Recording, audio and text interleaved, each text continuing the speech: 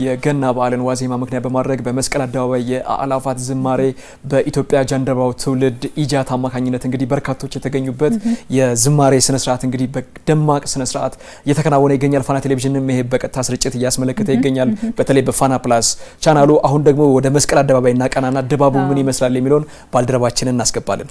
ባልደረባችን ታሪኩ ለገሰ በስፍራው ነው የሚገኘው። ታሪኩ እንዴት አመሸ? አጠቃላይ ስነ ስርዓቱ ድባቡ ምን ይመስላል የሚለውን እስኪ ለተመልካቾች ደግሞ ብትነግረን።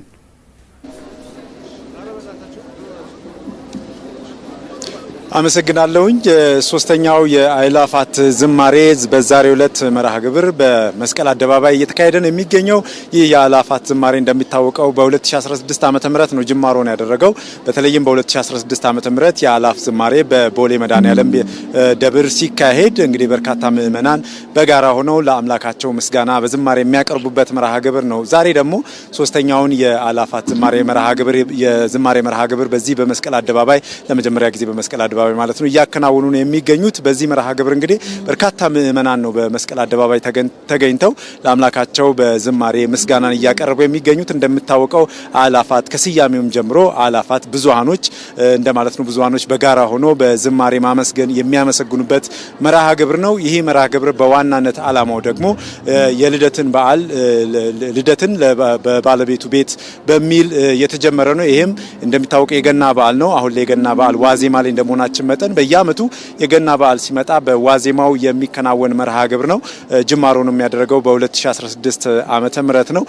ይህም የአእላፋት ዝማሬ መርሃ ግብር መጀመር በተለይም ምእመናኑ በቤተ ክርስቲያን ወይም ደግሞ ለአምላካቸው የገና በዓል ዋዜማ ላይ በመገኘት ስለ ጌታቸው ክብርን የሚሰጡበት ምስጋናን የሚያቀርቡበት በዝማሬ በጋራ ሆነው ለአምላካቸው ምስጋናን የሚያቀርቡበት መርሃ ግብር ነው። ስለዚህ በዚህ መርሃ ግብር በርካታ ምእመናን ናቸው የተገኙት። በመስቀል አደባባይ በተለይም በዛሬው ዕለት እየተካሄደ በሚገኘው በዚህ መርሃ ግብር በርካታ ምእመናን በየአቅጣጫው መጥተው ተሰባስበው በዝማሬ አምላካቸውን እያመሰገኑ ያሉበት ሁኔታ ነው የሚገኘው።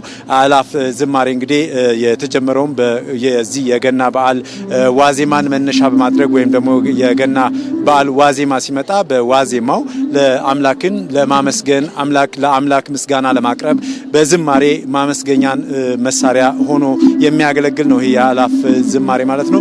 በዝማሬው ላይ እንግዲህ በርካታ ምእመናን ነጭ በነጭ ለብሰው በመስቀል አደባባይ ተገኝተው በጋራ ሆነው አምላካቸውን እያመሰገኑ ያሉበት ሁኔታም ይገኛል። ከዝማሬው ቀደም ብሎ ደግሞ በጸሎት መርሃ ግብር ተከፍቶ ነው እንግዲህ በጸሎት መርሃ ግብር ከተከፈተ በኋላ ወደ ዝማሬው ያመሩት። አሁንም በዝማሬ አምላካቸውን የሚያመሰግኑበት ጊዜ እንዳለም ነው። አሁንም ከጀርባ እንደምትመለከቱት እያመሰገኑ ነው የሚገኙት ማለት ነው። ስለዚህ ይሄ ሶስተኛው የአእላፍ ዝማሬ በአጠቃላይ በዛሬው ዕለት በደማቅ ሁኔታ መርሃ ግብሩ እየተከናወነ ይገኛል።